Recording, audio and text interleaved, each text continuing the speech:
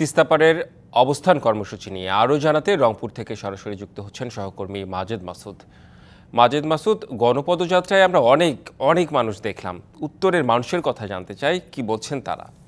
উত্তরের মানুষের প্রাণের দাবি হচ্ছে তারা তিস্তার পানির ন্যায্য হিস্সা চান এবং তিস্তা মেগা প্রকল্প বাস্তবায়ন দেখতে চান।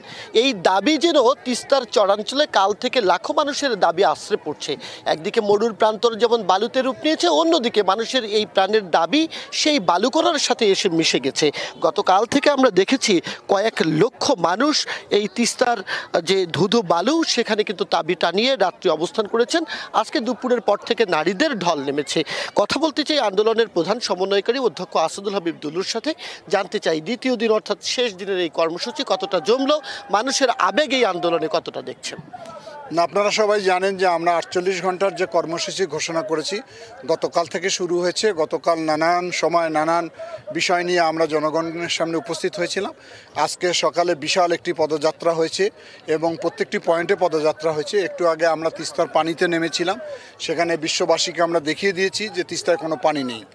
এখন আমাদের তিস্তার জীবন কাহিনী নিয়ে নাটক, জারি গান, পালা গান, ভাওয়াইয়া গান এগুলো রচনা করা হবে, পরিবেশিত করা হবে এবং বিকাল 5টায় আমাদের ভারপ্রাপ্ত চেয়ারম্যান এই আন্দোলনের সঙ্গে সংহতি জানানোর জন্য আমাদের সঙ্গে যুক্ত হবেন। শিয়া বাটার ও ভিটামিন ই সমৃদ্ধ lily glam beauty soap. Lily, always beautiful.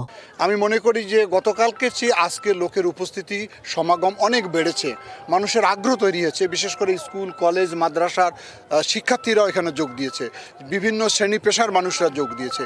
এটি কোনো ব্যক্তির নয়, কোনো দলের নয়, কোনো ধর্মের নয়, এটি গোটা রংপুর জনপদের আন্দোলন।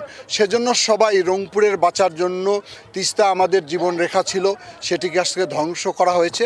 আমরা চাই যে আমাদের বন্ধুপ্রতিম রাষ্ট্র ভারত অতি সত্বর আমাদের পানির হিস্সা আন্তর্জাতিক নদী আইনে যেটা হয় সেটা যেন আমাদেরকে দেওয়া হয়। তিস্তার এই অবস্থা থেকে যেন আমরা পরিত্রাণ পাই। অনেক ধন্যবাদ রেদওয়ান। উত্তরাঞ্চলের ইতিহাসে সব থেকে গতিশীল এবং দীর্ঘ এই আন্দোলন শুধুমাত্র আন্দোলনই নয়, এখানে বিনোদনেরও নানান ব্যবস্থা রয়েছে। বিশেষ করে খাওয়া, প্রার্থনা, বিনোদনের পাশাপাশি যে মেডিকেল ক্যাম্পেরও ব্যবস্থা করেছে বিভিন্ন সংগঠন। গতকাল থেকে এ পর্যন্ত প্রায় 20,000 মানুষকে এখানে নানা ধরনের প্রাথমিক চিকিৎসা সেবাও দেওয়া হয়েছে।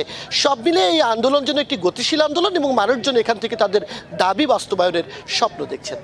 এছাড়াও বিএনপি ভারপ্রাপ্ত চেয়ারম্যান তারেক রহমানও যুক্ত হবেন। সেসব খবরও আপনার কাছ থেকে আমরা জেনে নিতে চাই। মাজেদ মাসুদ, আপনাকে ধন্যবাদ।